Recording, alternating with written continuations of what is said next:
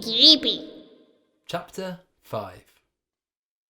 Erica felt utterly exhausted. She was hopelessly lost and far away from her home and family. She stared silently out of the window with tears prickling at her eyes as the high-tech pod shot towards Dream Team headquarters. Eventually, they came to a stop and a door slid open with a quiet hiss, revealing a vast chamber with hundreds of thousands of stone arches soaring impossibly high overhead. Silas stepped out onto a platform made entirely from glowing beams of light. Wade followed, but Erica hung back uncertainly. When neither of them fell through the ethereal floor, she picked up the rucksack with Beastling inside and followed warily. Row upon row of these platforms ran above and below her, filling the arches with a dazzling fluorescent display of light. There were portals at regular intervals, like the one she had just stepped through, countless millions of them. "And these all lead to people's dreams?" asked Erica. "Pretty much," replied Silas, "but not just people. Cats, dogs, dinosaurs, they all have dreams." "Sorry, did you say dinosaurs?" "Well, yes, although to be fair, it is a while since there's been an active dinosaur dream in here. How long ago was it again, Wade?" The stone man glanced at his watch. 66,275 years, 3 months, 9 days and 27 minutes, he muttered, give or take. Silas turned back to Erica. "So yes, the Dream Team makes sure that all creatures have a positive dreaming experience. Anyway, welcome to our headquarters. What do you think?" Erica looked around silently. Extremely odd, she said eventually. "Oh, I thought you'd say amazing or fantastic or something like that," said Silas, crestfallen. "You're the first human to see inside the dreamscape for around 60 years. This doesn't happen every day, you know." "Yeah, and it happened on our watch," added Wade grumpily. "Have you got any idea how much paperwork there's going to be?" "Wade?" hissed Silas. "I think that having to fill in a few forms is preferable to being trapped in an alien world away from all of your friends and family, okay?"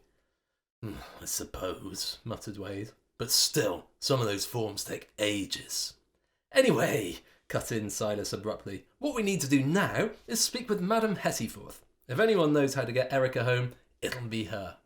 He clicked his fingers, and in less than a second, the glowing platforms, the huge arches, and the millions of doorways all vanished, to be replaced by a circular room with one large window. A round table with 7 chairs set round it stood in the middle. What just happened?" cried Erica, gasping for breath as the world span in dizzying circles around her. "Oh, sorry," said Silas. "I thought I'd speed things up a bit. I should have warned you." "Did we just teleport?" asked Erica. "Well, yes," replied Silas. "Look at you," muttered Wade, "showing off your tricks. Did you bother to think about all the dream crystal we just wasted?" "Oh, come on, Wade," said Silas. "Our shift's over now. What harm can it do? Anyway, I've summoned the others. They'll be along soon." "So, what is this dream crystal you keep mentioning?" asked Erica. "It's what fuels everything here," replied Silas. "I can move faster than the speed of light, and Wade can transform anything that's made of stone. But to be able to do those things, we need enough dream crystal. It's what the whole Dream Team runs on, but we can only mine it beyond the outer sectors, right next to the Nightmare Zone, and it's incredibly difficult to get hold of. That's why we have such strict rations of it, and that's why it's so annoying when the Heebie-Jeebies turn up and eat it all." Erica swallowed heavily and glanced around the room. On the tabletop was a bizarre-looking piece of equipment with a glowing screen and a few buttons on it, and the walls were covered with posters explaining the risks of Heebie-Jeebies and how you should never, ever, in any event, make friends with one. Erica took off the rucksack and carefully put it down on the floor. She wondered when might be a good time to tell the Dream Team that she was magically connected to one of their worst enemies. She glanced at Wade's heavy frown and decided that now was not it. Erica suddenly realised that one place at the table was mysteriously not empty anymore. A cloud of bright purple gas had appeared in the chair nearest to her. It turned into a girl who looked almost human, except that her clothes, her hair, and everything about her was exactly the same colour, as though she'd been moulded out of modelling clay. Within seconds, she'd morphed into a leopard, then an hourglass, and finally a large fish that flopped around uncomfortably on the chair. "Can you press the reset button on my collar, please?" the fish asked. Erica leant forwards gingerly, trying to avoid the slippery scales, and pressed the button, jolting backwards as the girl reappeared. "Thanks," said the girl. "Oh, that always happens when I meet new people. I get nervous and I can't hold on to any one shape. And I gabble. Hey, have you noticed that when you look really closely, all mirrors look like eyeballs? Am I gabbling? I feel like I'm gabbling. Just tell me to stop if I'm annoying anyone, because I know that I can be—" "Stop!" said Silas and Wade at the same time. "Right. Yes, sorry. I'll stop," said the girl. She turned to face Erica and smiled. "I'm Sim, by the way. Nice to meet you." Hi?" said Erica, too surprised to say much else. She was still gaping at the girl when someone else appeared. A thick-set older woman with a white bun piled up on top of her head was now sitting at the table as well. She was semi-transparent and glowing with a blinding light projected from a large crystal hovering in the air nearby. Everyone nodded towards her, calling out, "Ma'am," in unison. "Right. Let's not waste any time," boomed the lady. "Wade, Silas, can you please explain what the woolly word is going on here?" "Okay," said Madame Hettyforth, when Wade and Silas had explained everything.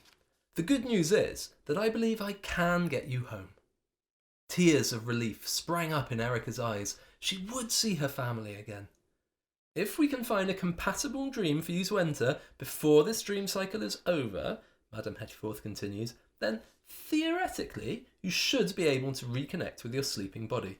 It won't be easy though. We need to get the dream frequencies perfectly aligned, something only I can do. Otherwise, you might wake up with your consciousness in a goat's body." "That was an innocent mistake," protested Sim. "How was I to know it would happen? Besides, we got it all fixed in the end, didn't we? And the boy suffered no lasting damage." "I guess not," replied Silas. "Hey, Erica, you'd know. Do humans normally eat their grass off a plate? Or straight from the lawn?" Erica's eyes widened. Madame Hettyforth reached over and patted her on the arm. "Don't worry, Erica. I'm confident I can do it. But first, we've got a bit of time before the end of this dream cycle. And I'm curious. How could you see Wade and Silas when they were cloaked? That should be impossible for humans. It's not happened since it happened to me." Erica looked at the bright woman who was projected like a beam of light from a giant crystal.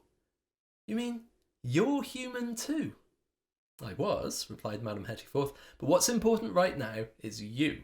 Have you ever had a dream like this before?" "Not as far as I know," replied Erica. "So what made this dream different?" mused Madame Hettyforth. "I'm not sure," said Erica uncertainly. "Everything about this dream was different, but there was one thing it could be." She looked up at the posters again, took a deep breath and said, "It might be because Beastling bit me?" "Because who bit you?" grunted Wade. "Beastling?" continued Erica, sweating ever so slightly. "I did mean to tell you earlier." "Tell us what?" growled Wade. "Wait a minute, I'll wake him up," said Erica, smiling nervously. She grabbed the backpack from the edge of the room. "Wait a minute, I'll wake him up," said Erica, smiling nervously. She grabbed the backpack from the edge of the room and slowly opened it up. "Jeebies," muttered Beastling, peering around woozily. A large speech bubble with a question mark appeared above his head. It's, stammered Sim. "Heebie," gasped Beastling, recoiling in terror. Wade leapt forward, swinging a chair at the small creature's furry head. Beastling dodged and sprang around the room in a blind panic, while Silas flicked through a self-help book titled How to Deal with Challenging Circumstances. It was hard to see who was more alarmed, Beastling or the Dream Team.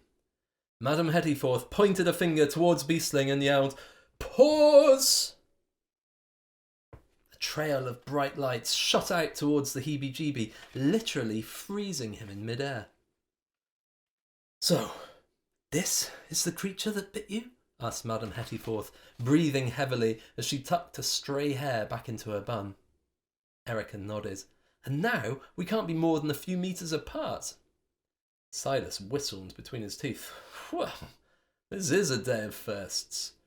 Madame Hettyforth nodded. "So when you were bitten, some sort of connection must have been forged between you. I've never heard of such a thing happening before, but I wonder if that means you have some other native dreamscape abilities." "And now we've brought a Heebie-Jeebie into headquarters," muttered Wade. "It's going to find our dream crystal supplies and eat the lot. I just know it." "Calm down, Wade," said Madame Hettyforth. "As long as it's just him, I don't think we'll be in any real trouble.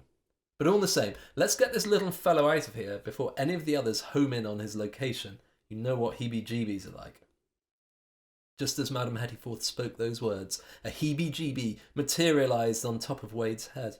Another one appeared upside down in the middle of the table, waggling its arms and legs in the air. Then countless other Heebie-Jeebies began to appear. They slid under the door as though they were made out of paper and rained down from the ceiling. One of them was riding a giant butterfly and wearing a motorcycle helmet, and they were all yelling, "Heebie-Jeebie, Heebie-Jeebie." "Ah," said Madame Hettyforth. "I think that now we might be in real trouble."